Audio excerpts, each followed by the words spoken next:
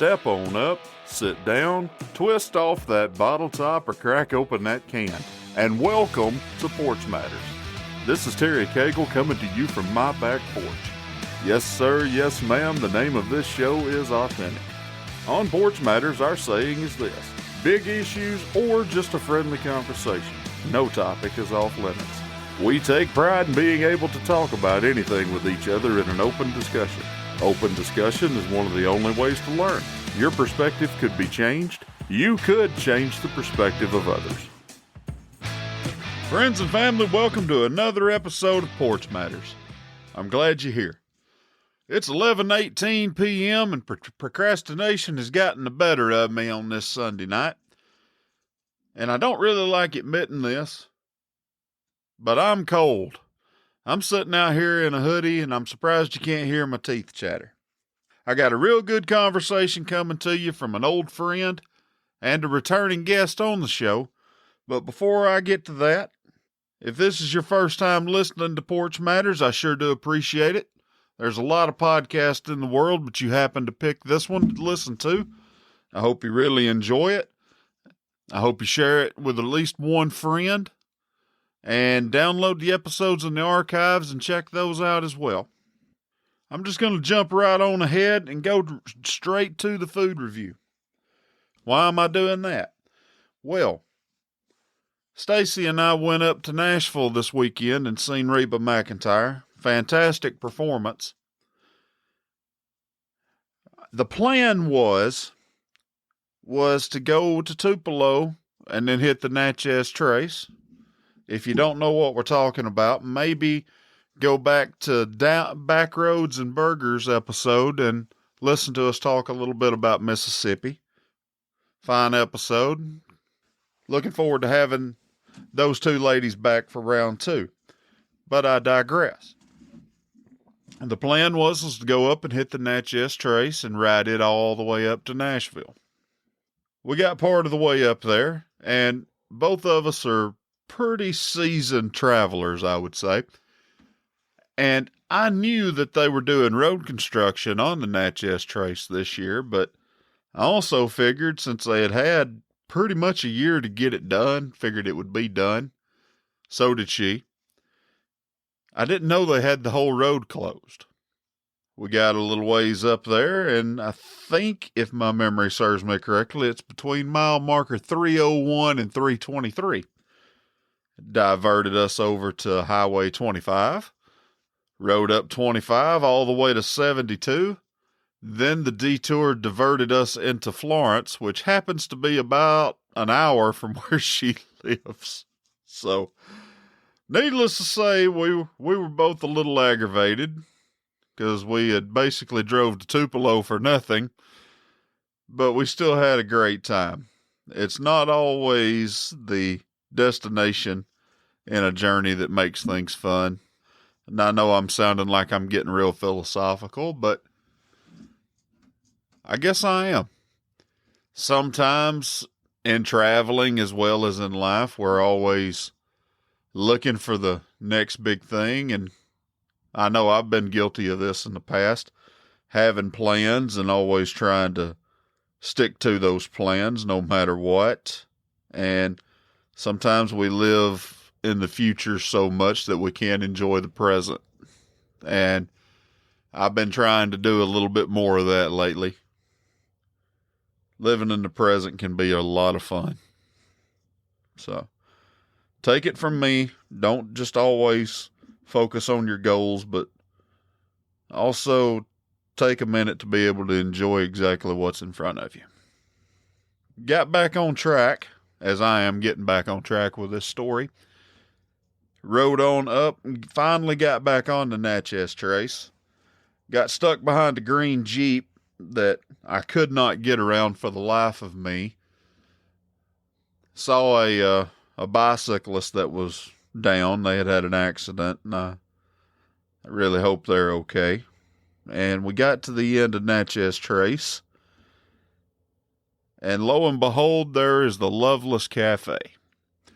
Now, if you've never had anything at the Loveless Cafe outside of Nashville, off the Natchez Trace, I strongly recommend it. I've been there 2 or 3 times. Well, that's wrong. I've been there about 4 or 5 times. Very, very good place to eat. Good old down home country cooking at its finest. We sat down, and first thing that they did was ask us for our drinks, which is, customary, much like every other restaurant. And then they proceeded to bring out a basket full of biscuits. Now, I don't know about you, but where I come from, biscuits are important. You can always tell a lot about the meal by the biscuits that are served, if they are. Kind of like in football, old school people always used to say defense sets the tone. Well, in this instance, the biscuits set the tone, and they were absolutely outstanding. I ordered the country fried steak. Stacy had her little heart set on something entirely different than what she ordered, but she ended up ordering the catfish because it was on special, and to be honest with you, the waiter talked her into it. She really enjoyed her meal, as did I. I also ordered a half a chicken. That was for us to share. It wasn't just for me. Calm down. Their chicken is arguably top 5 for me as far as taste goes. Really good stuff. If you're ever in the Nashville area and looking for some down-home country cooking, I highly recommend you go out of your way to go to the Loveless Cafe. Loveless Cafe is absolutely #fatboy approved. The Would You Rather question for last episode was, would you rather live in a real-life version of The Walking Dead or live in a real-life version of American Horror Story? Terry Woodall Cisco says, how about neither one? Haven't seen either, or either, however you pronounce it. So not sure what to pick. Mark Watkins says Walking Dead. Much better than The Running Dead. Once again, Mark, you've got a great point. Sure do appreciate you both commenting. This week's Would You Rather question is, would you rather have Monday off or have Friday off? Me personally, I would rather have Friday off. But what say you? Please comment your answers on the Facebook page, Facebook group, Instagram, and Twitter. And I will be more than happy to read your answers. On this episode, longtime friend of mine and friend of the show, James Phillips, makes his return to the porch. We talk a little bit about how his health has changed a little bit, but we didn't stick to it real big. I figured if he wanted to share more, he would. He shares a little bit about how he has started his new business. And we also talk a little New Era Wrestling as well. I really hope you enjoy this episode. And if you live in and around the Walker County area, I would really appreciate it, and I know James would too. I'm just going to go ahead and throw this out there, to check out the Community Journal and also check out New Era Wrestling. If you happen to be in driving distance of Jasper and are looking for something to do with your family, this is something that I do regularly. I have taken Stacy and Xander down, and we've sat around and been able to enjoy some really good wrestling. If you're a wrestling fan, or if you're just looking for something for the kids to enjoy, highly recommend it. Without further ado, let's get started. James Phillips, welcome back to the porch, my friend. It has been way too long. What's up, Terry? I'm glad to be back, man. It's just same old, same old. I'm actually wearing long sleeves. I don't like this. I've always been, my claim to fame, one of them, has always been that I would sweat in a freezer. I'm getting older and my body is changing, and I do not like it. Yeah, I've had that same thing happen to me. I used to wear shorts all the time, and now I get cold. I joke I need a little cardigan sweater like Mr. Rogers. I think you'd look cute in a little cardigan sweater. Yeah, Yeah, I can see it. and Come some on, old man tennis shoes. give us a well. You be my neighbor one time. Right. What's been going on with you, man? Oh, a little bit of this, a little bit of that. I was missing for a few months, next to death's door now for a little bit. Have survived a bad health scare. Lost a leg, got a new leg. Um, Walking around pretty good and feeling 100 times better than I was. So I'm doing good. I feel good. Um, Started a new business venture. Still doing wrestling shows. Just a little bit of everything. Raising 5 kids, trying to keep a high school sweetheart wife still happy. So a lot of full time jobs. A lot of them, yes. You, if you look up the term hustler in the dictionary, you will not see Larry Flint. You will see James Phillips. Yeah, not for the same reasons though. Right. Don't get me in trouble. I can do that all by myself. Right. So if you want, let's just jump right in. Let's talk about your new business venture, if you would, the Community Journal. How did it? Yeah. What was the brainchild of it, and how did you decide with your partner and everything to get it started? Well, that what I've done for almost 30 years now is community news, working at different newspapers across the Southeast. And one thing that I had tried to do at my previous place of employment was to move there into the new technology. The Uh, digital world, yes. yeah, because there's a lot of people who will never and probably have never that are 20 years old may have never held a newspaper, A lot of them hadn't, James. but they've got a telephone in their hand almost 24 hours a day. And so Jeffrey Winborn, my partner, he's had to kind of step down right now because he's working with Fox 6. But he's still a lot of support for me. We started this together. We were looking for a way to kind of introduce Walker County and especially the older generation into how to get their local news over their phone or on their tablet. Because the worry that the newspapers have had over the last decade or so is that if we go more digital, we'll lose our core audience, which is the 55 and older group. Well, I didn't see it that way because most people who I know that are in their 60s, 70s, even 80s, every one of them are on Facebook. They want to see their grandkids. They want to see what people are up to. So they're on Facebook. They're probably on Facebook more than the younger generation is now. And so for us to take a digital product, use social media, we use Twitter, we use Facebook. We've got a TikTok page that we're working on. We haven't released any TikTok videos yet, but that's another way to catch another demographic digitally. And so Are you going to be doing dances?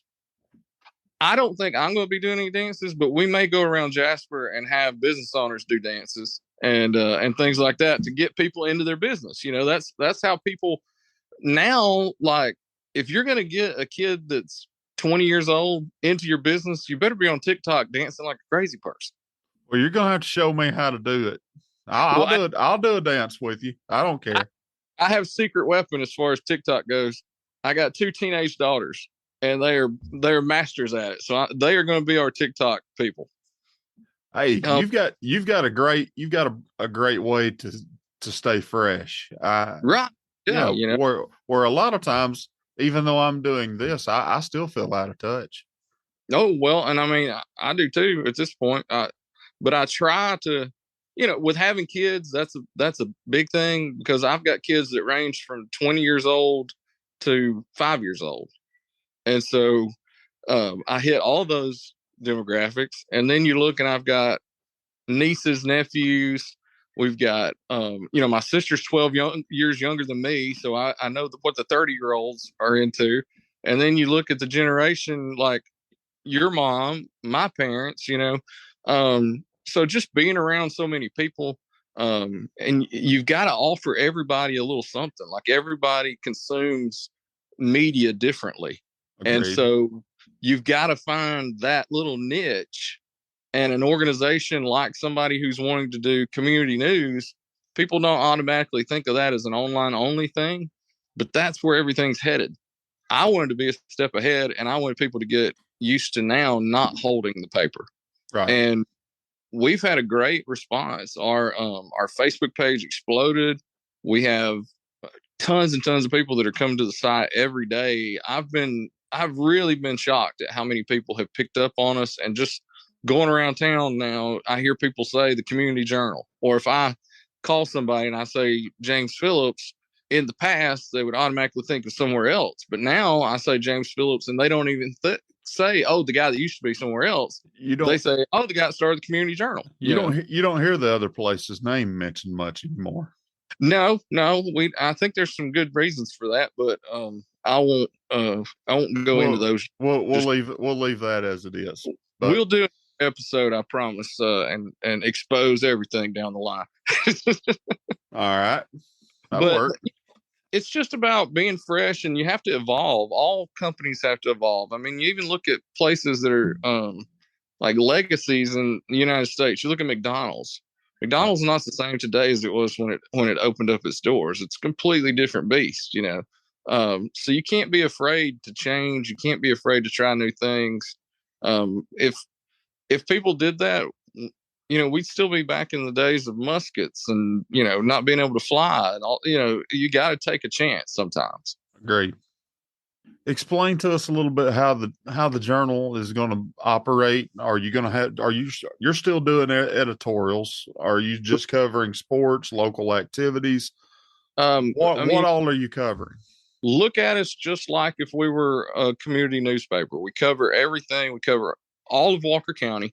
So it's going to be, you know, Parrish, Summerton, Dora, Carbon Hill, Curry. Every area of the county we'll be covering, and we cover their city meetings.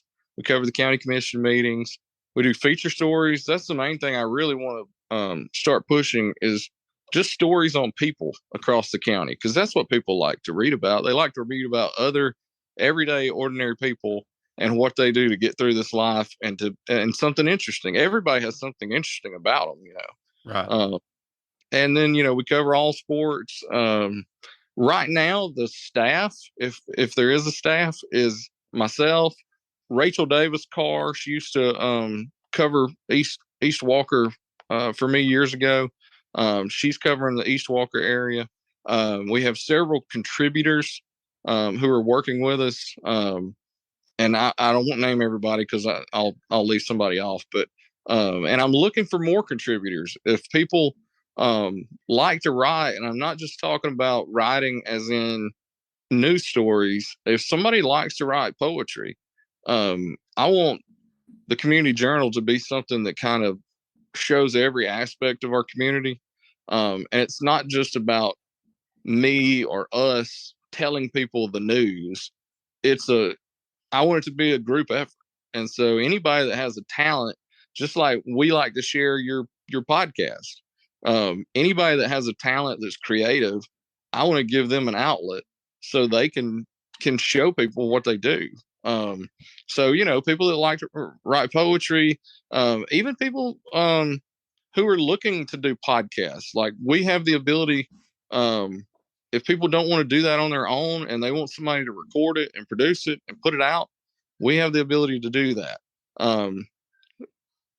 Businesses who want commercials, we can come out, edit you a full commercial, and make it to where you can, if it's somebody that's wanting to be like on a cable station, they can send it to those stations. But also, if people just want to use it in their social media, wherever they want to use it, we'll have it ready and able to go do what they want to do with it. That's awesome. We try right there. That's big. Yeah. Yeah. And we try to just think outside the box and do things differently. We still like to, we have opinion pieces. I think that's a really important part of being a community news source, is that we want to have a voice. So we do want to give our thoughts on things that are happening in the community, but we also want everybody else's voices at that table too. We don't want to say we're just focusing on this group of people because that's how the group of people in Walker County vote, you know? Right. Now we want that. We want everyone's opinion, but we want, like I said, we want to open that door. And the thing about opinions, editorials, things like that, is it really should be a place where everybody can come sit at the table and we can have a discussion and it not get to where we want to choke each other just because we have a difference of political opinion or religious opinion or whatever it might be. Right. It's almost, I think we had this same sort of discussion the last time we talked, but it still rings true. Yeah. You need open conversation. You need open discussion. You can't be stuck in a think tank. You can't be just, you need to hear more opinions and more perspectives than just your own. Yeah. Everybody, you need to hear different perspectives. Right. Well, it's really good to me every now and then to read something that ticks you off. Yes. You know, it's okay if it ticks you off because you don't agree with it, but it makes you think about, why do I think this way? You know, there you go. Every time we have a conversation like that, well, any conversation, always look into yourself about, you know, what should I be doing? How should I be reacting? And not just pointing the finger at the other person. Right. I can get on a soapbox if you want me to, but I'll try not to. Well, speaking of reacting badly, what do you think about last weekend? And I really hate to bring it up, but you know how it is. I ain't had a chance to talk to you in a little while. Oh, man. Weekend was awful. It was awful. And there again, Tennessee played one, and I posted about this on social. Yeah. Tennessee played one heck of a game.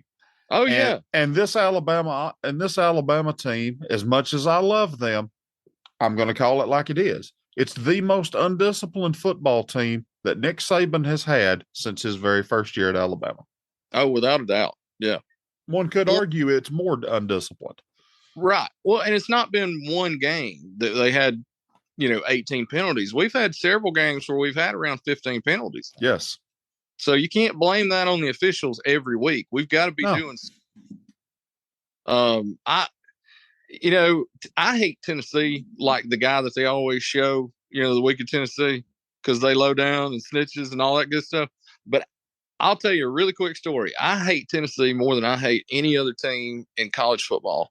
And it's because when I was a kid, I can't remember the exact year, but it was when David Palmer played at Alabama. Me and my brother Haven, we went. My aunt and uncle took us to the game. We were actually doing some volunteer work through the phone company and selling merchandise that they used to be able to turn around and help families. And so we did that before the game, and then Haven and I would get to go and just go watch the game. Well, we didn't have seats, so we usually stood around the fence. And if it was getting where somebody was going to score, we'd run down in that end zone and kind of stand in the end zone. Well, this game comes down to Alabama's losing. They're down by 8. David Palmer scores, and then David Palmer scores a 2-point conversion to tie the game. And back in those days, you can end in a tie. So it ended in a tie. But those Tennessee people went crazy. And we just happened to be in the end zone where most of them were sitting. They were chunking beers, chunking Cokes, anything they could chunk. And it was getting all over me and Haven. And so from that day, I hate Tennessee. And I don't ever want to lose to Tennessee. I have been to a few Tennessee games at Bryant-Denny. I went to 2 or 3 of them during that 9-year stretch when they beat us 9 years in a row. Yeah. And they ended in overtime and everything else. Yeah. Yes, Tennessee fans, if you're listening to this, there was a time whenever you actually beat Alabama 9 years straight if you're not old enough to remember it. Right. And, you know, it drove me crazy. At the same, you know how I am. I'm very competitive, even if I'm not on the field. That's right. You know, I can't stand losing at checkers. I'll be a good sport about it, but it burns me up. Can't stand it. Hey, I don't let my kids beat me in anything. You shouldn't. They have to beat me. They should. That's exactly. You shouldn't let them beat you in anything. No. My dad never would let me beat him in arm wrestling. Yeah, no. Well, I mean, honestly, never would. And the day that I almost beat him, and he actually had to strain a lot to beat me, he never would arm wrestle me again. Oh man, he was going to retire undefeated against you. He tried to be Floyd Mayweather. Yeah, that's exactly what happened. But yeah, whenever he saw that I was getting strong enough to move him, and he actually had to put some torque on it, because you remember my dad, he was strong as a Oh bull. yeah. This was whenever I was a teenager and everything, and hitting the weights and getting muscle bound and everything else. Yeah, he never would let me arm wrestle him again because he knew I was going to beat him. You were always a little small for your age, Right? He's kidding, folks. He really is. I was big. I was pretty much big from word go, from what way everybody's told me. Yeah, I don't remember that far back, but it is as far back as I can remember, and I probably remember you back to little bitty kid status. Yeah, there was a time whenever you was actually bigger than me. But going back to Tennessee, I actually had a very great experience in Knoxville, believe it or not. Oh, really? I did. Me and Mom got tickets, and we went up to Knoxville. At that point in time, they weren't that expensive, because Tennessee was Tennessee. I was able to sit about 10 rows up on the Tennessee side, on around the 5 on the southern end zone. It was a very impressive experience. I mean, and even before then, we had a great tailgating experience with some Tennessee fans. Yeah. And everything like that. But it was an impressive sight to see, 90 plus, 100 plus thousand sing Rocky Top. Yeah. Oh, yeah. It's definitely a neat experience. Yeah. And luckily that game, I didn't have to hear that song, but maybe 4 times, because Alabama pretty much had them whooped in the first quarter. So it was kind of quiet. So, but I have heard that song in stadium in Bryant-Denny 30, 40 times, to the point where it just drives you nuts. And part of me is happy to see them competitive again. I think it's always good for the SEC when Tennessee's good. Yes. But I was really hoping that streak would continue. I was. And the thing that kills me is, can you tell me the last time that Alabama has rushed the field? Or have we ever rushed the field? I'm sitting here thinking, I can't remember a single time I've ever seen anybody rush the field at Bryant-Denny. Me either. You know why? Because we expect to win. Yes, we do. And so, but when a team beats us, it's like they've won the Super Bowl. Yeah. I mean, that speaks volumes to our program. And in a way, it's flattering. At the same time, you really want to say to the fan base, and this is not, I'm not knocking Tennessee fans. I'm really not. If you're listening to this and you're a Tennessee fan, just like I said before, I've got friends that live up in Tennessee that are diehard Tennessee fans. I had to sit there and watch one of my friends, Lance. Hi, Lance. You know what I'm talking about here. Man. He sent me Snapchat videos of him smoking his cigar and everything else. Honestly, because I think this is the very first cigar he's ever been able to smoke. Oh, I'm sure. Yeah. I get it, and I understand that feeling. At the same time, I miss that feeling and that competitive side of me, even though I don't have a dog in that fight. I've never been on the field at Bryant-Denny, never ran out of the tunnel. I tried my hardest whenever I was in high school, but they wouldn't even look at my tapes. That still don't mean that I don't have a love for that school. But I don't have a dog in that fight, and I've had to tell myself that a lot. Well, and I saw something somebody posted over the weekend that said, don't let what happens to 19-year-olds on a Saturday, ruin your weekend. Yes, but it still stinks. But I tried it. I think I get over it better these days than I used to. I do. I do. But it still sucks to lose. Yeah. And I'm like you with checkers. I want to win. If I'm playing rook, I want to win. Yep. What's the point of doing anything if you don't want to be the best at it? if I'm not going to win, I'm not going to do it. Right. I think I told this story with another guest on the show. I've got a couple of buddies that have hit me up to go to the thrift store and buy a set of golf clubs and go play golf with them. Yeah. James, I can't do it. I can't either. And it's not because I hate golf. I don't understand golf.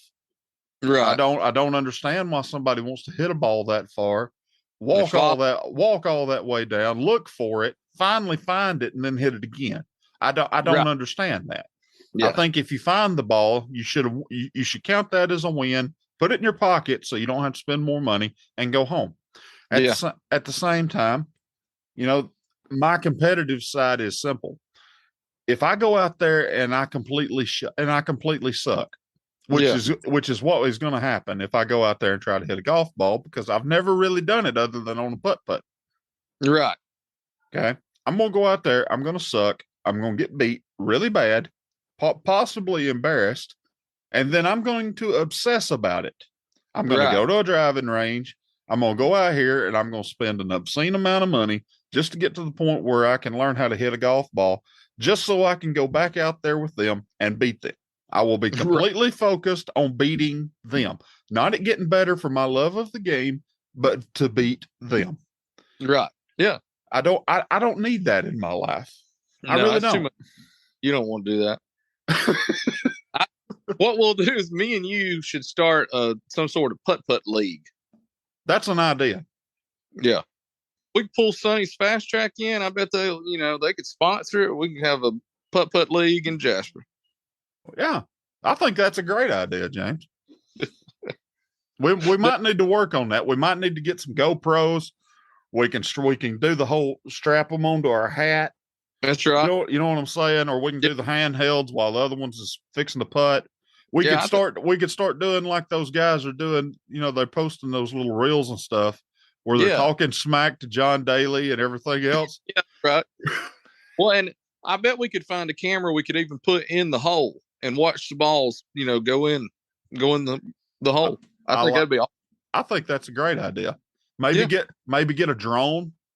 Oh yeah. Fly over and maybe follow the ball from the aerial view as it goes towards. We could get this picked up by the local TV station, probably. I think we ought to give it a shot. I really do. we could have like bi-monthly tournaments or something. Right. Yeah. Yeah. And show it on ESPN, the Ocho, Yeah.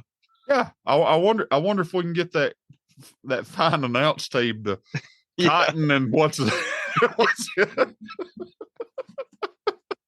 That was the funniest part of that movie to me. It was, yes. But speaking of announcing, here we go. Where this is going? How's the wrestling going, sir?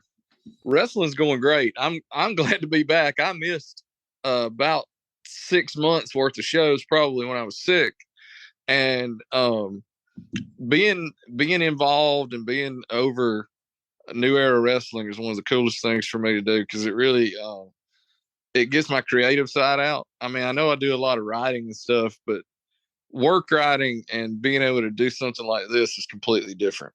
And it's so cool for me. I love to be planning something, watch it happen, and the fans react the way that I hope they would react. That is the coolest feeling in the world. Well, just for the record, I had thoroughly enjoyed going to your shows, and I'm sorry I've missed the last 2 or 3. I've had a lot going on, but I plan on going back real soon. Looking forward to it. Well, the next show, I'll let everybody know, the next show is October the 29th, which is Saturday. And I think it's going to be one of our coolest shows we've ever done. And I probably say that about most shows, but since we're at Halloween time, we're having the barbed wire massacre match. And so it's going to be your old-fashioned barbed wire match where the rings are wrapped in barbed wire. And we're going to have 2 guys in the middle of that ring, and they're going to go after each other. And I guarantee you they're not going to walk out of that ring the same way that they walked in that ring. And then we're also having, since it's Halloween, we're having costume contest. Any of the kids that that come dressed up, they get a discount or they're free. If they're under 6, they're free. If they dress up and they're over 6, they get like a $4 discount on their tickets. And then we're also planning a gimmick battle royal, which we'll have our wrestlers dressed as some of their favorite classic WWE wrestlers. Oh and boy. and I'll tell you somebody that I'm planning on dressing up as, and I was going to let it be a surprise, but I'll drop it on your podcast. Bring it on, sir. I will be dressing up as none other than Brother Love. I love you. Yes, I'm working on my voice. I'm not going to do it now, but I'm working on the voice and talking like Brother Love. But I think, you got a similar upbringing to me through the Pentecostal movement, Yes. and growing up in that and seeing Brother Love as a televangelist back in the day. Just I feel like I can pull this role off. That it's something I was probably born to do. I think you got this.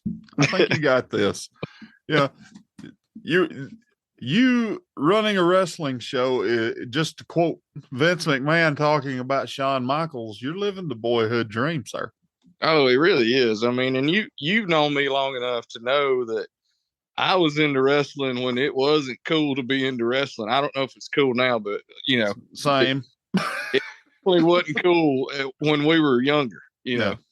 I lived through the hot spot, in the 80s when Hulkamania really took off.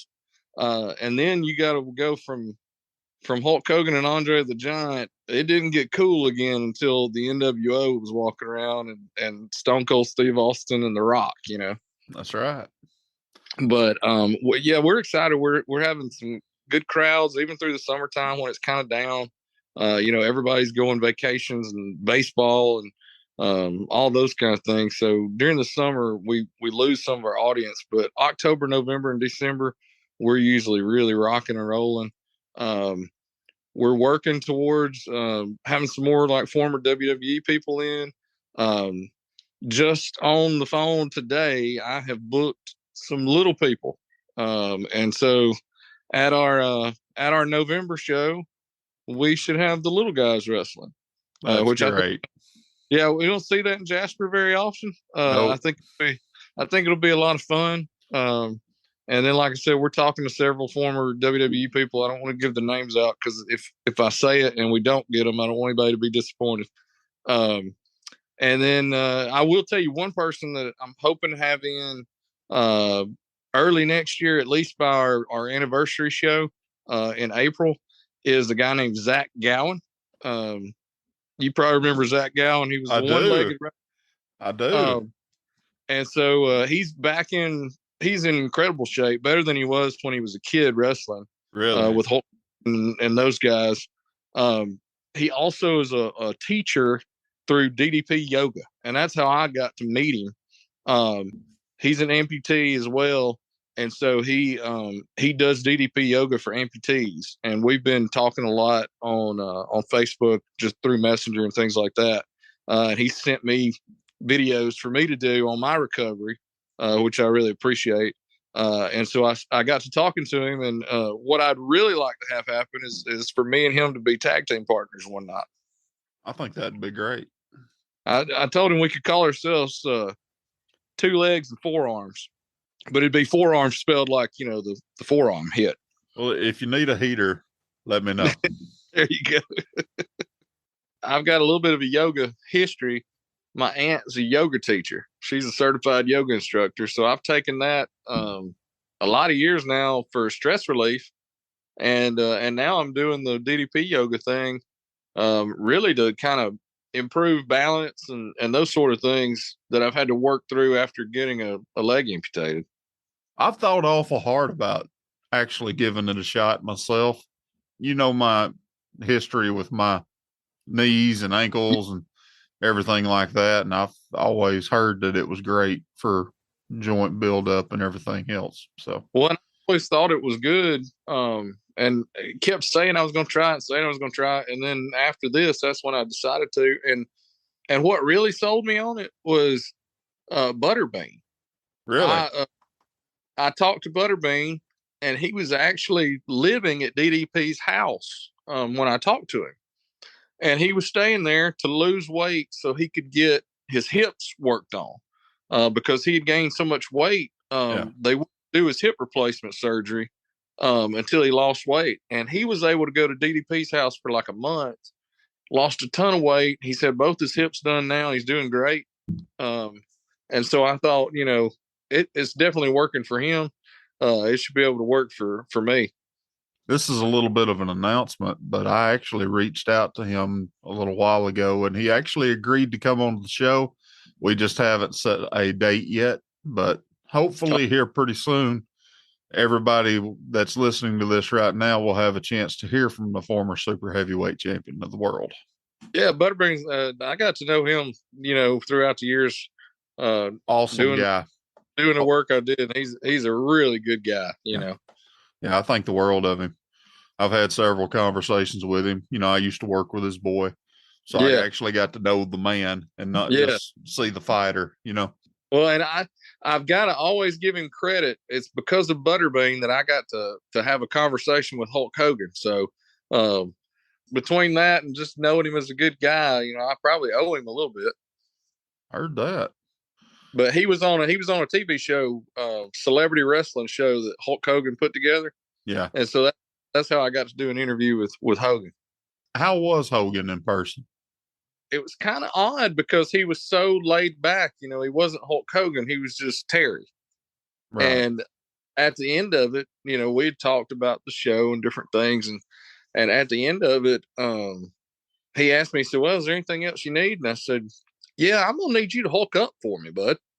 And he said, you want me to cut a promo? And I said, yeah. And I mean, he went from just talking like me and you are to, let me tell you something, brother. Just like, it just flipped. And it was awesome to be able to hear my, childhood hero doing a promo, That's old school though. Because they used to have to live their gimmick all the time. Oh yeah. Yeah. And that's, that's who he is. Yeah. So since we're still on the wrestling vein, let's go back to it. What has led up to this monumental match?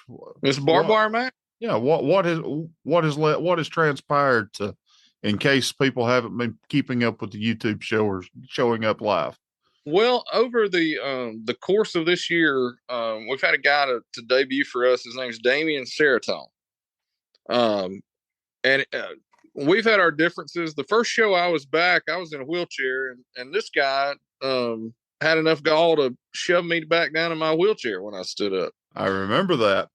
He kind of runs roughshod.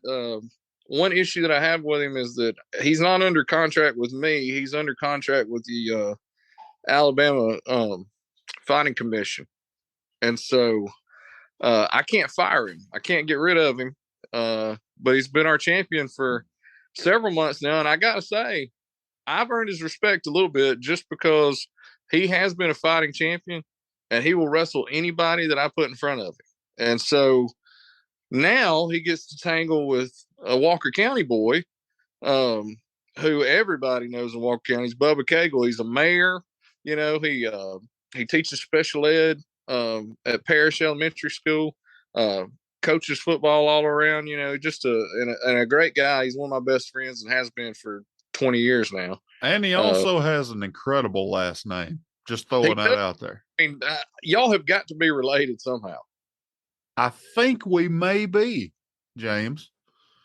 Well, anyway, Bubba and I have had our differences in the past year, but really, since my recovery from the health issue I had, we've both kind of put those things aside. Him and his group, the Modern Day Kings, they've kind of came in. They still got their attitude, but it's just not. They're not trying to run everybody off like they did before. They would come in. They were almost like the NWO, and it really was a testament to the hard work that they did, and also to how much the fans like them. They went from being booed to being cheered in a month's time. And it was just the respect. They had a cage match. I don't know if you were there when we had. I was there with Romeo and his two guys. Yes, and that was that. The fans really bought in to the modern day Kings, and they've been, full bore since then. Two out of three ain't bad. That's right. The little fella still got to earn a little bit of respect. Yeah. Ace Haven, he said a few things about me while I was out that wasn't too kind. No, not at all. No, not at all. I remember a rubber foot being involved. Yeah, he brought a rubber foot out too. That was at least he's got a sense of humor, and I've got one too. Very true. But it kind of reminded me of one of the old rock promos where he talked about shining something up, turning it sideways, and sticking it somewhere. Right. So, well, I'll owe Ace one of those before it's over with. Very good. James, I appreciate you coming on to the show. I know you got a lot going on, and I appreciate you taking time. Where can everybody find you? Where can everybody find the Community Journal? And where can everybody find New Era Wrestling?